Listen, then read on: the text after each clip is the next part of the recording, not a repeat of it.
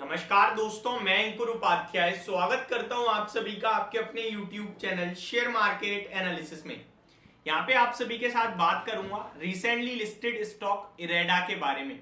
इरेडा की बात की जाए तो सबसे पहले तो दमदार लिस्टिंग हुई, पैसा डबल किया इसने निवेशकों का और अभी 2 दिन से स्टॉक धीरे धीरे करके गिर रहा है। अब ऐसे में जिन्होंने आईपीओ में पैसा लगाया, अलॉटमेंट मिला, क्या उन्हें प्रॉफिट बुक कर लेना चाहिए या फिर ये समय है होल्ड करने का, ये समय है फ्रेश एंट्री लेने का? इसी के बारे में समझेंगे। साथ ही साथ कुछ पीयर कंपैरिजन तो नहीं हो पाएगा, बट सिमिलर कारोबार की कंपनियां क्या कर रही हैं, कैसा कर रही हैं, ये जरूर आपके साथ डिस्कस करूंगा।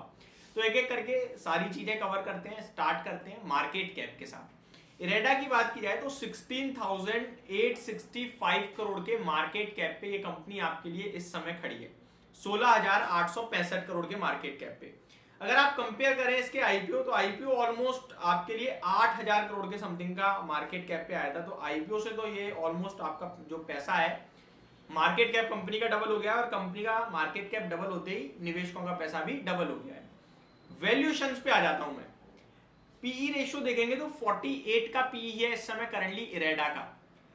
48 यानी कि आप कह सकते हैं जो आईपीओ आपके लिए 22, 20, 24 के पी पे आ रहा था वो 48 के पी पे इस समय खड़ा है, क्योंकि 32 रुपए का प्राइस बैंड था। टॉप बैंड का जो अपर बैंड था वो 32 रुपए का था, उस हिसाब से अभी भी 63 पे ट्रेड कर रहा है, यानी कि डबल है। तो आपका पी भी डबल हो गया है।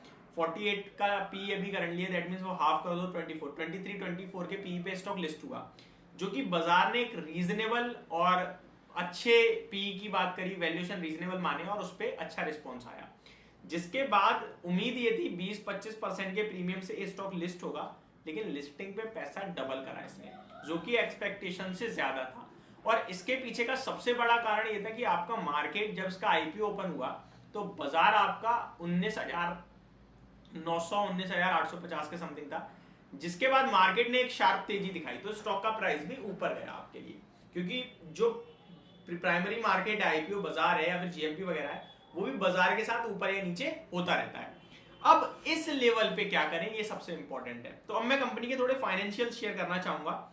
FY23 में अगर देखें तो कंपनी का मेन प्रॉफिट था 865 करोड़ का, FY22 में था 634 करोड़ का, FY21 में था 346 करोड़ का।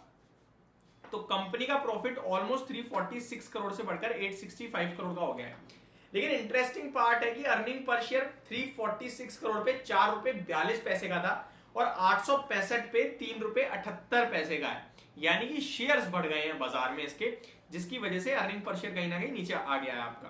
अब आप कंपनी के बारे में और डिटेल्स थोड़ी सी चेक करेंगे तो यहाँ पे अच्छी चीज और खराब चीज आपको दोनों मिल जाएंगी। अच्छी में कंपनी अच्छी है, लॉन्ग टर्म प्रोस्पेक्टिव अच्छे हैं, रिन्यूएबल्स पे सरकार का भी फोकस है और आपका रिन्यूएबल्स को ये फाइनेंस करने का काम करती है, तो सारी चीजें अच्छी हैं, गवर्नमेंट ओन कंपनी है तो अच्छी है, कोई दिक्कत वाली बात नहीं है। वहीं दूसरी तरफ आप नेगेटिव देखें तो वैल्यूएशन अब रीजनेबल नहीं रही है।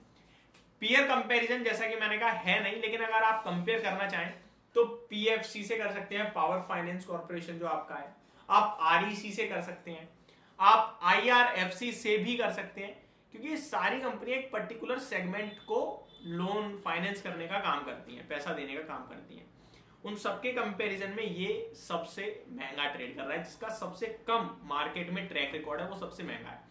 इसके पीछे बड़ा रीजन ये कि आईपीओ प्राइमरी मार्केट में बूम है और जब फोमो होता है तो हर जगह आता है। आपने देखा फ्लेयर राइटिंग का आईपीओ जो 8-10% के प्रीमियम पे लिस्ट होना था वो 70% प्रीमियम पे आ रहा है, क्योंकि ये फोमो है, ये बस हवा में सारे एक के पीछे एक जा रहे हैं, इसीलिए खुलते ही लोअर सर्किट भी लगा, क्योंकि फोमो का शिकार जो होना था हो गए और वापस पिल गया स्टॉक। अब इरेडा के आईपीओ में यहां से फ्रेश एंट्री मैं अगर अपने पर्सनल प्रोस्पेक्टिव से बताऊं तो मेरे को नहीं लगता कि लेनी चाहिए। स्टॉक के लिए एक अच्छी चीज ये भी है, अगर आप शॉर्ट टर्म की बात करें तो क्यूआईबी पोर्शन बड़ा सब्सक्राइब हुआ था, बड़ा पैसा लगाया था क्यूआईबी ने, जिसकी वजह से लिस्टिंग के अगले दिन भी ये शेयर भागा। बट इस भाव पे अब ठीक है यार, जितना प्रॉफिट बनना था बन गया मेरे को लगता है, अब दैट्स इट। और यहाँ पे आपको आईपीओ में अलॉटमेंट मिला है तो प्रॉफिट बुक करना चाहिए। मे भी हो सकता है अभी एक आध दिन अगले हफ्ते या फिर नेक्स्ट वीक 70 रुपए हो जाए दोबारा, बट अगर आपको शॉर्ट टर्म में देखना है तो आपको जरूर अफसोस होगा। लेकिन अगर आप सोच रहे हो लॉन्ग टर्म का मेरा विजन है तो ये शेयर आपको नीचे जरूर मिलेगा, मेरा ये मानना है, ठीक है जी। वहीं दूसरी तरफ किसी ने फ्रेश एंट्री ऊपर की तरफ ले लिया क्योंकि स्टॉक ऑलमोस्ट 70 रुपए तक हाई लगा के आया है, तो मेरा मानना है आपने एंट्री लिया तो आप अभी इसे होल्ड कर लीजिए। डीप स्टॉप लॉस बनेगा, बट वो रख सकते तो रखिए, अदरवाइज मत रखना 55 रुपए का, या फिर आप स्टॉप लॉस रख लीजिए, आप पोजीशन को कट कर देना। ये मेरी तरफ से आपके लिए इरेडा के ऊपर एक डिटेल वीडियो थी। होप आप लोगों को चीजें समझ में आई होंगी। Thank you so much for watching this video. Have a great day guys.